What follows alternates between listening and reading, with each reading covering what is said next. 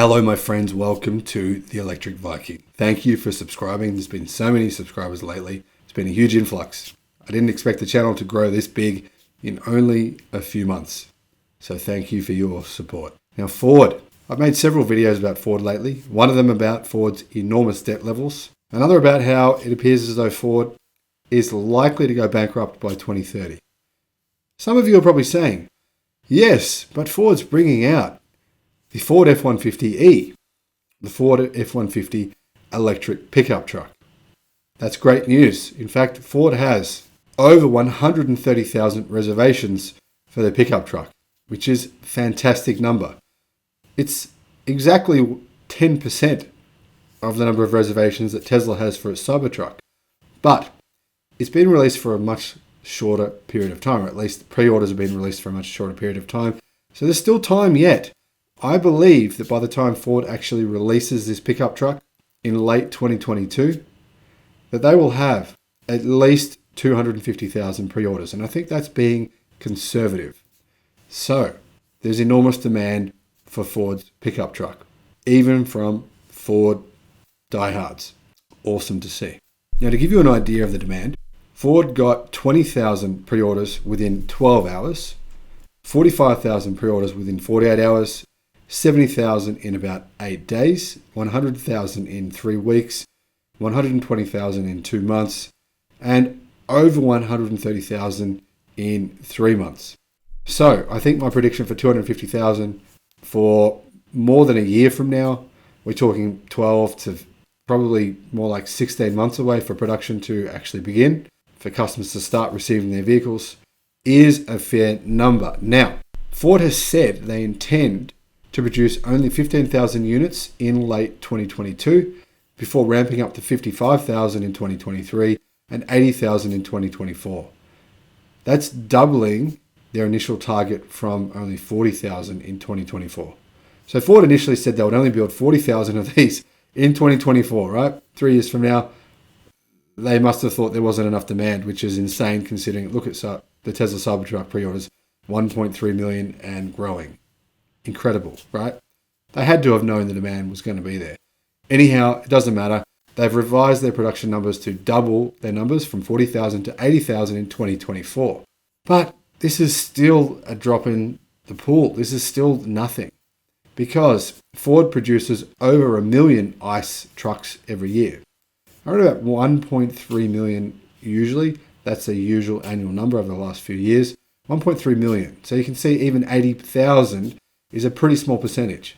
Now, Ford's electric truck is actually quite well priced. It's only around about 15% more expensive than its petrol version, its diesel version, its ICE version, whatever you want to call it, gas version. Sorry, Americans. Gas.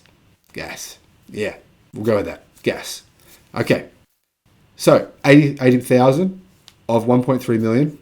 Not much, is it? 6-7% around there. That's my guess off looking at those numbers.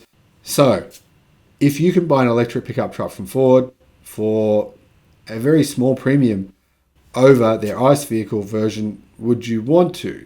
Well, I think a lot more than 6 or 7% will want to.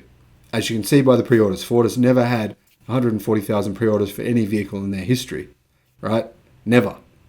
And that number's growing. So let's just extrapolate that out to 250,000 by the time they actually reach production. That is an enormous opportunity for Ford. And what are they doing?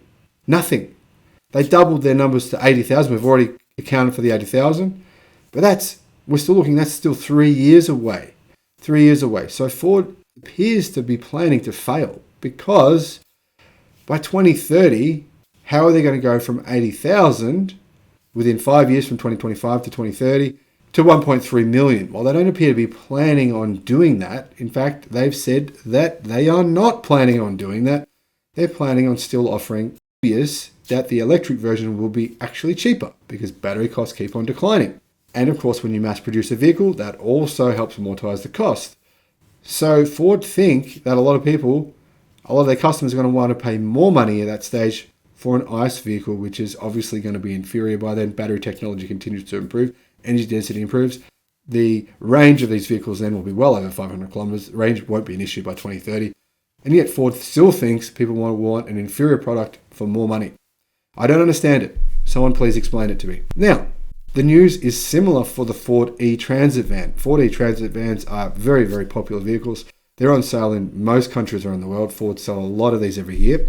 Now, Ford has over 24,000 reservations for its E-Transit van. That number is constantly growing.